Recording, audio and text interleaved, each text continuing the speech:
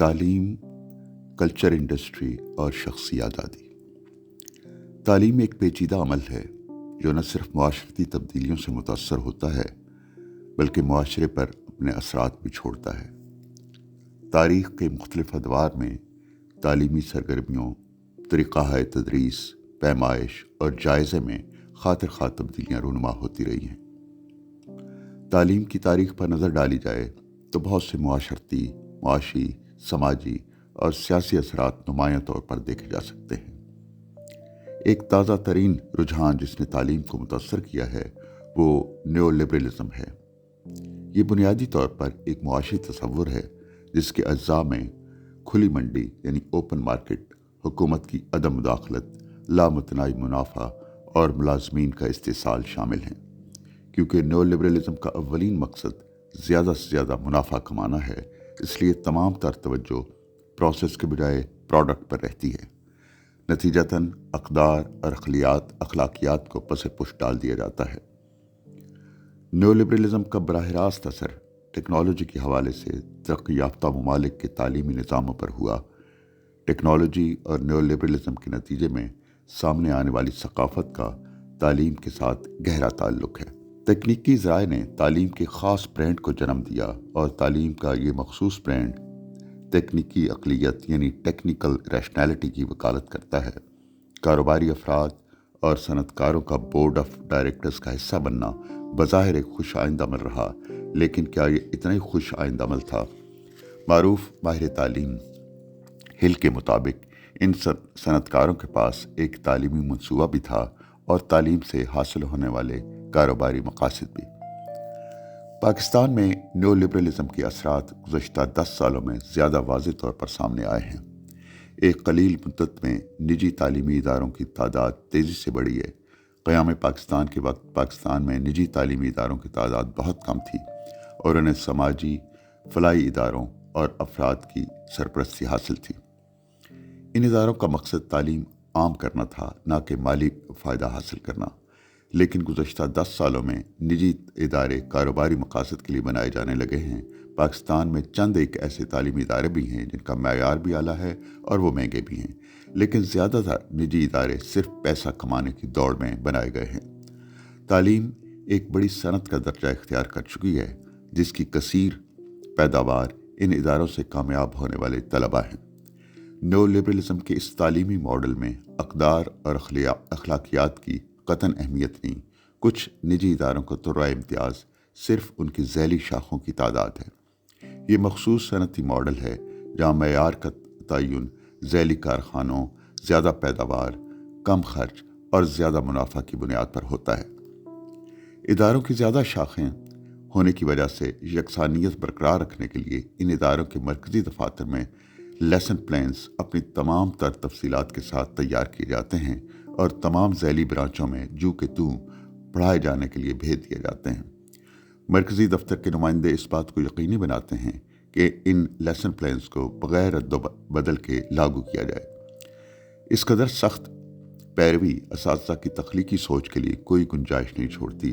اس تمام کارگزاری کا اولین نتیجہ یہ نکلتا ہے کہ اساتذہ اپنی فکری صلاحیتیں استعمال نہیں کر سکتے۔ ان کی حیثیت ایک ٹیکنیکل میکینک جیسی ہوتی ہے جس کی اپنی کوئی سوچ یا ریفلیکشن کا تدریسی عمل میں دخل باقی نہیں رہتا۔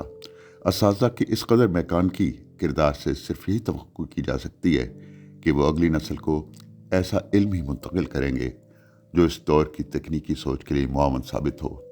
اس تکنیکی سوچ کے مطابق تعلیم کا مقصد اچھی نوکری ہے اور اچھی نوکری سے مراد ایک منافع بخش نوکری۔ اسی لیے کمپیوٹر اور بزنس مینجمنٹ مقبول عام تعلیمی پروگرام ہیں۔ اس ٹیکنیکل اور میکینیکل سوچ پچار میں سماجی علوم یعنی سوشل سائنسز کی گنجائش نہیں بنتی کیونکہ یہ منافع بخش مضامین نہیں۔ اس تکنیکی سوچ کو بڑھاوا دینے کے لیے ٹیکنالوجی اور ذرائع ابلاغ کا بہترین استعمال کیا جاتا ہے اور یہ ذرائع ابلاغ ایک خاص طرح کے سماجی روابط کو پروان چڑھاتے ہیں۔ ایک زمانے میں اسکول، معاشرہ اور گھر سماجی روابط کے اہم ذرائع مانے جاتے تھے۔ آج کل میڈیا سوچ اور بیانیہ بناتا اور بدلتا ہے اور مخصوص رویوں اور تصورات کو پروان چڑھاتا ہے۔ اسی عمل میں نظریات جنم لیتے ہیں اور نظریات کے ذریعے بتدریج ایک رائے عامہ قائم کی جاتی ہے۔ یہ رائے عامہ زبان زد عام تو ہو جاتی ہے، لیکن افراد کی اپنی سوچ نہیں ہوتی اور وہ یہ نہیں جانتے کہ مخصوص گروہ اپنی متعصبانہ سوچ کو کس طرح ایک خاص منصوبہ بندی سے ان کے ذہنوں میں اتار دیتے ہیں۔ نئی ٹیکنالوجی نے اس عمل کو آسان اور تیز تر بنا دیا ہے اور زیادہ سے زیادہ افراد کے ذہنوں کو بھرپور طریقے سے متاثر کرنا ممکن ہو گیا ہے۔ اسکول اپنا وہ معاشرتی کردار ادا نہیں کر پائے جو انہیں کرنا چاہیے تھا۔ اس کام کا بیڑا ذرائع ابلاغ نے اٹھا لیا اور وہ ایک مخصوص طرز کی معلومات، تجزیات اور ثقافت کو پروان چڑھانے لگے۔ معروف ماہرین سماجیات ہورخیمر اور ایڈورنو نے اسے کلچر انڈسٹری کا نام دیا، جو ٹیکنالوجی کے ذریعے ایک خاص طرز کی ثقافت کو فروغ دے رہی ہے۔ پاکستان میں بھی اب یہ سب کچھ دیکھا جا سکتا ہے۔ عام انسان کی حیثیت ایک صارف کی ہے جو اس غلط فہمی میں رہتا ہے کہ وہ اپنی پسند اور ناپسند میں خود مختار ہے۔ دراصل ایسا نہیں۔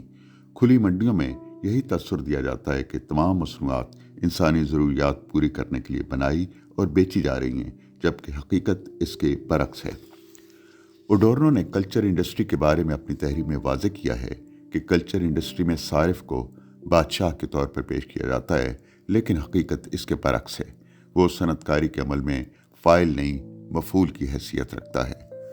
اسکولوں میں جس طرز کی تعلیم دی جا رہی ہے وہ بھی سوچ کی یکسانیت کو فروغ دیتی ہے، ایک ایسی سوچ جو ٹیکنیکل سوچ سے ہم آہنگ رہے۔ مارکوس نے صنعتی ترقی حاصل کرنے والے ممالک کے بارے میں اپنا تجزیہ پیش کرتے ہوئے اسے پرآسائش، آرام دہ، قابل قبول جمہوری غلامی قرار دیا ہے، جو کہ صنعتی طور پر ترقی یافتہ ممالک میں بدرجہ اتم پائی جاتی ہے۔ اس ذہنی غلامی کا پرچار ترقی پذیر ممالک میں تعلیم کے ذریعے ہو رہا ہے۔ تعلیمی اداروں کے لیے سب سے بڑا چیلنج شخصی آزادی کا مقدمہ ہے۔ یہ آسان عمل نہیں۔ اس کے لیے آبجیکٹیوز، ڈائنامکس اور اسیسمنٹ کے طریقوں میں ایک جامع تبدیلی کی ضرورت ہوگی۔ ہمیں تعلیمی ادارے اور فیکٹری میں فرق کرنا سیکھنا ہوگا۔ پاکستان کے اکثر نجی ادارے کھلی منڈیوں کی مانند کام کر رہے ہیں۔ کئی حوالوں سے حکومتی دخل اندازی عوام کے مفاد میں بہتر ہوگی، جیسا کہ اساتذہ کے کام اور تنخواہ میں توازن اور ان کے استحصال کی روک تھام۔ تعلیم اور انڈسٹری میں تعلق ہونا چاہیے، لیکن تعلیمی اداروں کو محض کاروباری سوچ کے زیر سایہ نہیں چلنا چاہیے۔ سماجی علوم بظاہر بہت کارآمد مضامین نہیں لگتے، لیکن انسانی سوچ کو پروان چڑھانے کے لیے بے حد اہمیت کے حامل ہیں۔ ہمیں تعلیم نظام کو نئے سرے سے ترتیب دینے کی ضرورت ہوگی، کیونکہ اس وقت ہم جس ماڈل کے تحت کام کر رہے ہیں اسے مشہور ماہر تعلیم پالو فریرے نے تعلیم کا بینکاری نظام یعنی بینکنگ کانسیپٹ آف ایجوکیشن قرار دیا ہے۔ اگر ہمیں شخصی آزادی کے مقدمے کے تحت تعلیم دینی ہے تو پھر اس ٹیکنالوجی کے تحت پنپنے والی سوچ کی جگہ تنقیدی سوچ یعنی کریٹیکل تھنکنگ کو دینا ہوگی۔ تعلیمی نظام کی اصل کامیابی یہ ہوگی کہ وہ آزاد سوچ رکھنے والی شہریت پروان چڑھائے۔